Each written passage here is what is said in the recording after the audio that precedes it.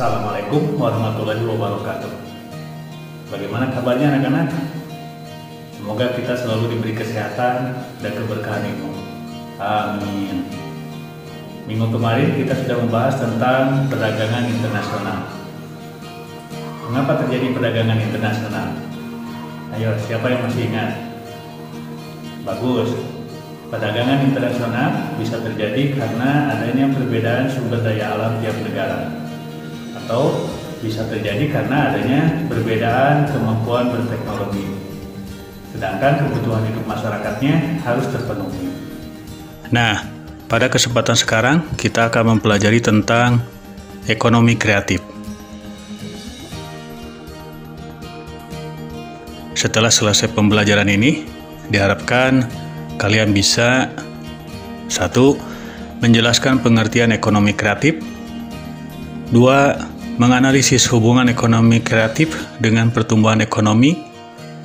3. Menganalisis strategi pemerintah dalam mengembangkan ekonomi kreatif. 4. Menjadikan barang bekas menjadi barang bernilai guna secara berkelompok. Baiklah, mari kita mulai mempelajarinya. Perhatikan video yang berikut. Betul, itu merupakan salah satu contoh kegiatan yang ada unsur kreativitasnya, yaitu seorang anak mengecat tembok dengan pola 3 dimensi yang menarik.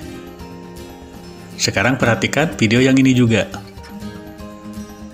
Ya, itu adalah para siswa sedang mempresentasikan hasil karyanya dengan memanfaatkan barang bekas. Nah, kalau begitu, jadi apa yang maksud dengan kreatif? Bagus. Kreatif berasal dari bahasa Inggris, yaitu to create, yang merupakan singkatan dari combine atau menggabungkan, atau reverse, membalik, atau eliminate, atau menghilangkan, atau alternatif, atau yang artinya kemungkinan, atau twist, yaitu memutar artinya, atau juga elaborate atau memerinci.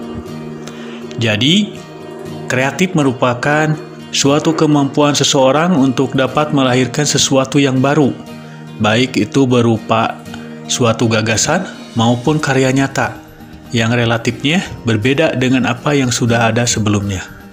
Itulah yang maksud dengan kreatif. Mengapa kreativitas itu dibutuhkan dalam perekonomian? Ya, kreativitas dibutuhkan dalam perekonomian diantaranya karena dengan kreativitas dapat memunculkan gagasan atau ide atau sesuatu yang baru dan dapat menjadi pendorong bagi pelaku ekonomi dalam meningkatkan kegiatan ekonomi. Dalam hal ini, para wirausahawan sangat berperan dalam meningkatkan pertumbuhan ekonomi.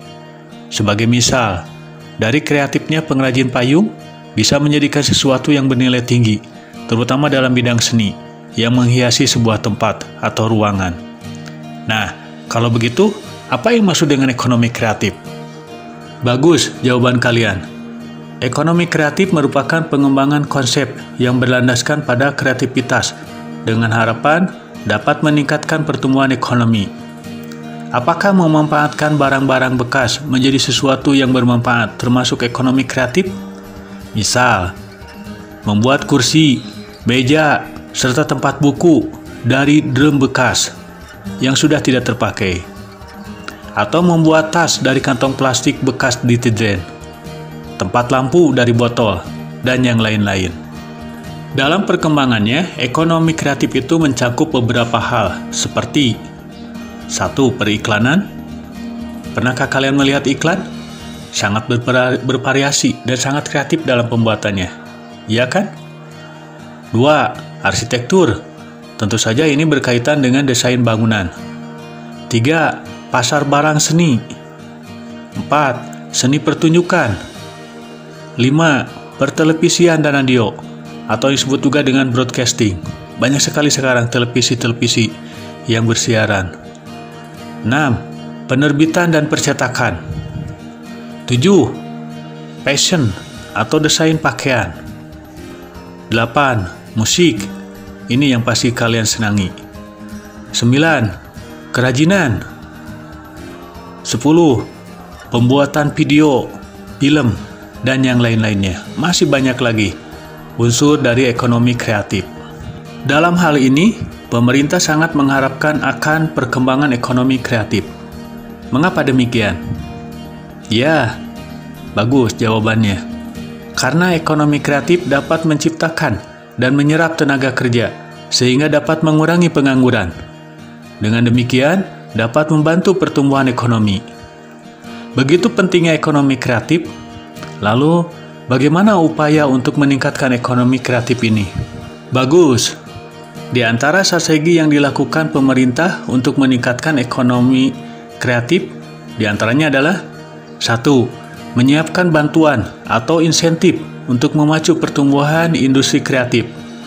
Bantuannya tidak hanya dalam bentuk modal, tapi bisa jadi dalam bentuk perlindungan produk, misalnya produk budaya, kemudahan memperoleh dana, penyediaan fasilitas promosi atau pemasaran, dan lain-lainnya. 2. Membuat rencana kerja atau roadmap industri kreatif yang melibatkan berbagai lembaga, baik pemerintah dan pihak swasta atau pengusaha. 3. Membuat program untuk menggerakkan industri kreatif. 4. Memberikan perlindungan hukum. 5. Membentuk lembaga seperti Indonesia Creative Council. Fungsi lembaga ini menjadi penghubung dalam penyediaan fasilitas bagi pelaku industri kreatif. Nah, itulah di antara usaha dalam meningkatkan ekonomi kreatif. Apakah kalian bisa memahaminya? Mudah-mudahan kalian bisa memahaminya. Nah, sekarang silakan kalian kerjakan dengan cermat. 1. Jelaskan pengertian ekonomi kreatif. 2. Bagaimanakah hubungan ekonomi kreatif dengan pertumbuhan ekonomi? 3. Coba kalian analisis strategi pemerintah dalam mengembangkan ekonomi kreatif.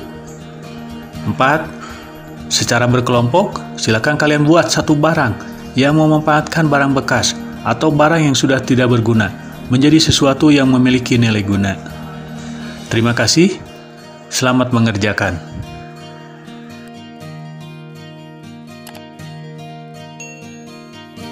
Nah, di antara nilai dari materi ini yaitu milikilah pemikiran-pemikiran yang kreatif. Karena dengan pemikiran yang kreatif, kita dapat mengambil keuntungan dan bertindak dengan tepat, sehingga dapat memperoleh suatu keberhasilan dan bermanfaat bagi orang banyak. Sekian materi kali ini, semoga bermanfaat bagi kita semua. Amin. Di masa pandemi seperti ini, jangan lupa 1B dan 3M, yaitu berdoa kepada Tuhan Yang Maha Esa, kemudian memakai masker jangan lupa, kemudian mencuci tangan pakai sabun, kemudian menjaga jarak. Semoga kita selalu diberikan kesehatan. Amin. Terima kasih. Wassalamualaikum warahmatullahi wabarakatuh.